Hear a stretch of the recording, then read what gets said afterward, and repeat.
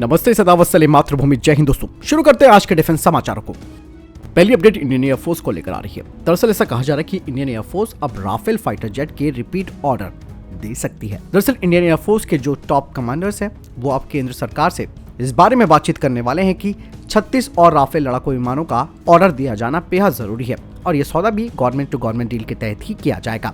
इससे पहले जो पिछले वायुसेना प्रमुख थे उन्होंने 36 राफेल लड़ाकू विमानों की खरीद को मंजूरी दी थी, लेकिन काफी चीजें उस दौरान बदल गई और जो नए वायुसेना प्रमुख बने उन्होंने 36 लड़ाकू विमानों के दूसरे बैच के बजाय 114 फाइटर जेट्स जो खरीदने हैं एमआरएफ टेंडर के तहत, उसके लिए आगे कदम बढ़ाया। जहां 114 फाइटर जेट का जो रिक्वेस्ट फॉर प्रपोजल है उसमें लगातार देरी हो रही है, तो ऐसे में जो संयुक्त अरब अमीरात है और फ्रांस ने $19 बिलियन के हथियार सौदों पर भी हस्ताक्षर किए, जिसमें कि खाड़ी राज्य को 80 राफेल लड़ाकू जो फाइटर जेट्स हैं वो मिलेंगे। ऐसे में अब भारत राफेल लड़ाकू विमानों का नंबर 1 दावेदार नहीं है।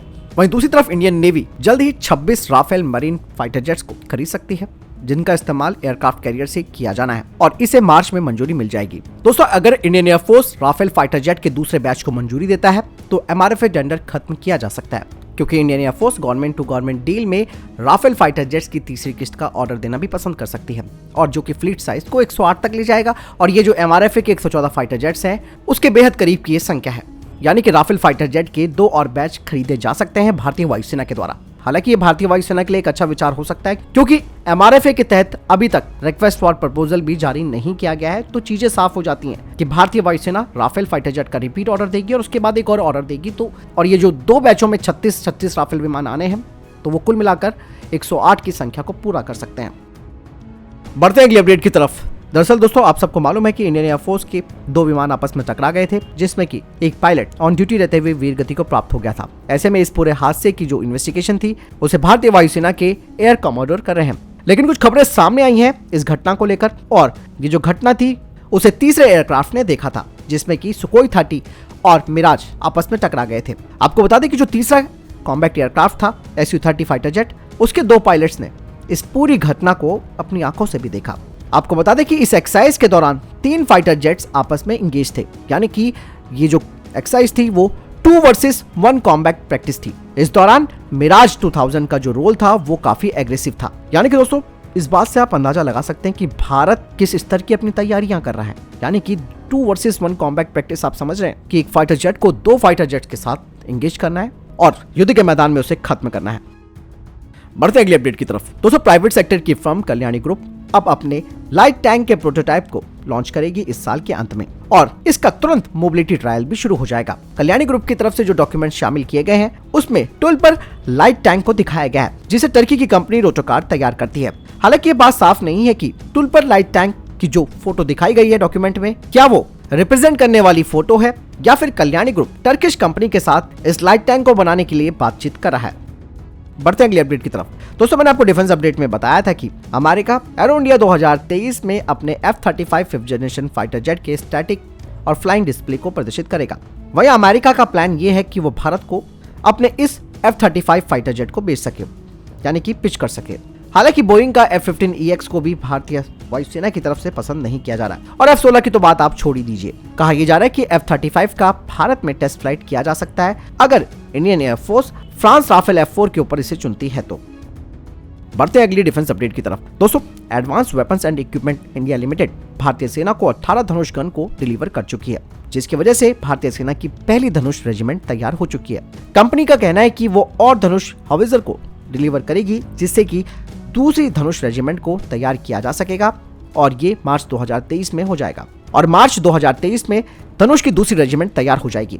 वहीं भारतीय सेना का विचार है कि वो 4 और धनुष रेजिमेंट को 2024 तक शामिल कर लेगी।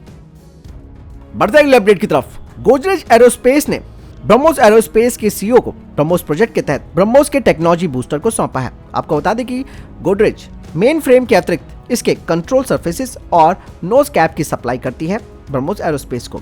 इसके अलावा mobile autonomous launcher, missile replenishing vehicles आदि को भी वो सप्लाई करती है, जो कि ब्रह्मोस के जमीन आधारित वर्जन के लिए है।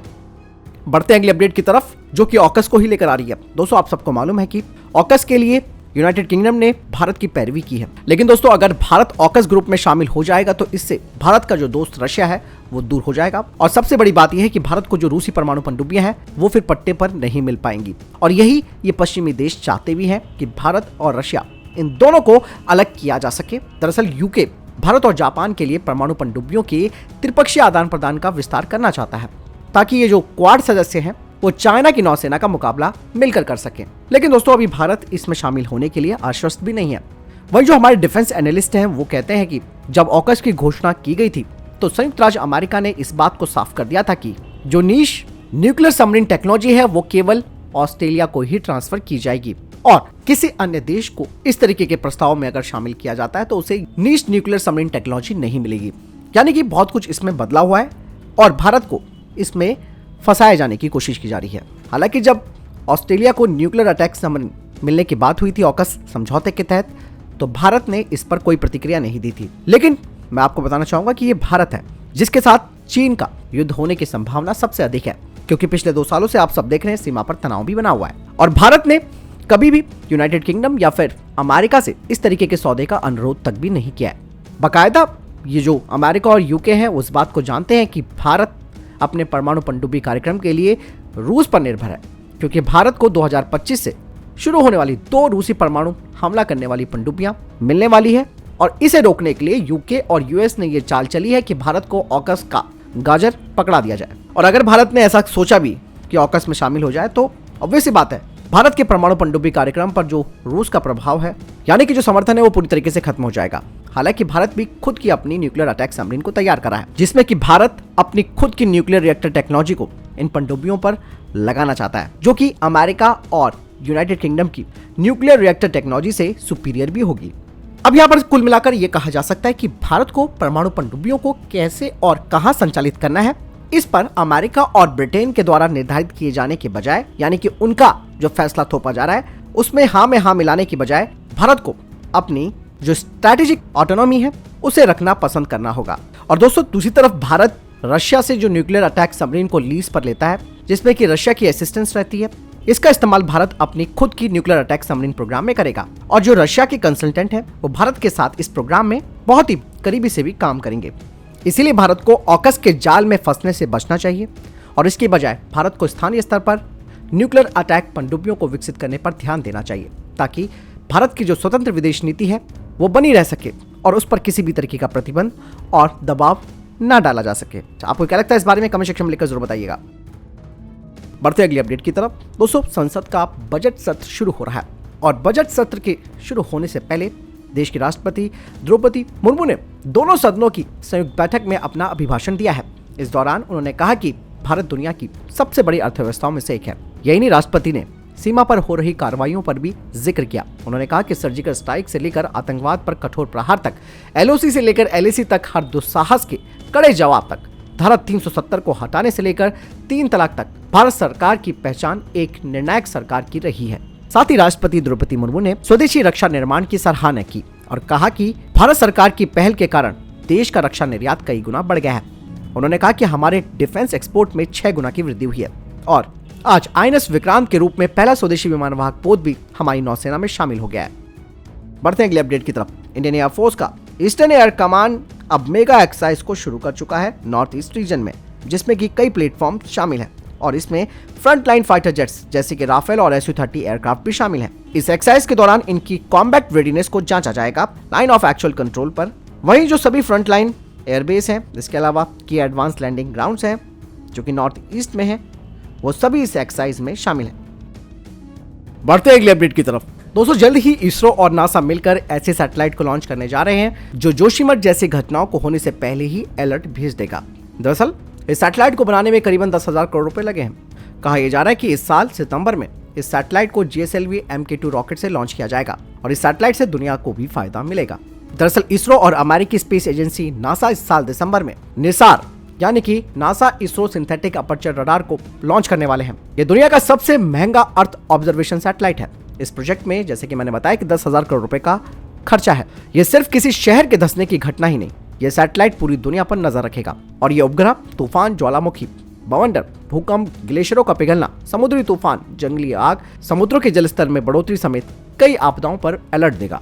निसार स्पेस में धरती के चारों तरफ जमा हो रहे कचरे और धरती की ओर से अंतरिक्ष से आने वाले खतरों की भी सूचना देता रहेगा। इस सैटेलाइट को 1 फरवरी 2023 को पासोडोना स्थित जेट प्रपल्सन लेबोरेटरी से भारत के लिए रवाना किया जाएगा। आपको बता दें कि सैटेलाइट्स और उसके पेलोड्स की कई बार टेस्टिंग हो चुकी है। ये भारत और अमेरिका का अब तक का सबसे बड़ा साइंस मिशन है। निसार में 2 प्रकार के बैंड होंगे, L और S। बता दें कि इसका रडार इतना ताकतवर होगा कि ये 240 किलोमीटर तक के क्षेत्रफल की एकदम साफ तस्वीरें ले सकता है और ये धरती पर एक स्थान की फोटो 12 दिन के बाद फिर लेगा, क्योंकि इसे धरती का पूरा चक्कर काटने में 12 दिन लगेंगे। इस दौरान ये धरती के अलग अलग हिस्सों की रैपिड सैंपलिंग करते हुए तस्वीरें और आंकड़े वैज्ञानिकों को मुहैया कराता रहेगा। हालांकि इस मिशन की जो लाइफ है वो 5 साल की मानी जा रही है। बढ़ते अगले अपडेट की तरफ, जो कि अमेरिका से आ रही है। दरअसल दोस्तों, कुछ रिपोर्ट सामने आई है जिसमें कहा जा रहा है कि अमेरिका की सेना अभी चाइना से लड़ने के लिए तैयार नहीं है। आपको बता दें कि रिटायर्ड अमेरिकी जनरल जैक की ने कहा कि अभी अमेरिका की सेना युद्ध के लिए तैयार नहीं है और लगातार चाइना और अमेरिका के संबंध तनावपूर्ण बनते जा रहे हैं। दोनों ही देश तिब्बत, हांगकांग, ताइवान, दक्षिणी चीनी सागर समेत कई मुद्दों पर आपस में भिड़े हुए हैं। अमेरिका के पूर्व जनरल ने कहा कि अगर चीन के साथ कोई संघर्ष हुआ तो अमेरिका तैयार नहीं हो सकता है और ये वास्तविकता है और हमें इस पर ध्यान देना चाहिए, क्योंकि हमारी तैयारी उतनी नहीं है जितनी हमें चाहिए और हमारे पास इस क्षेत्र में एक प्रभावी सैन्य प्रतिरोध भी नहीं है। चीन के पास अमेरिका से अधिक जहाज, अधिक विमान और अधिक मिसाइलें हैं। चीन ने दावा किया कि हमें ताइवान की मदद करनी है और हमें अपनी समस्या खुद सुलझानी होगी और हमें जोखिम को दूर करना होगा और हमेशा तैयार रहना होगा। ऐसे में हम युद्ध को रोक भी सकते हैं। तो दोस्तों, ये थे अभी तक के टॉप डिफेंस अपडेट्स। वीडियो के सामने कोई प्रश्न, जवाब या आपका कोई सवाल है कमेंट सेक्शन में लिखकर जरूर पूछ सकते हैं। मिलता हूं नए वीडियो के साथ, चैनल जरूर सब्सक्राइब कीजिएगा। मिलता हूं नए वीडियो के साथ। जय हिंद, वंदे मातरम।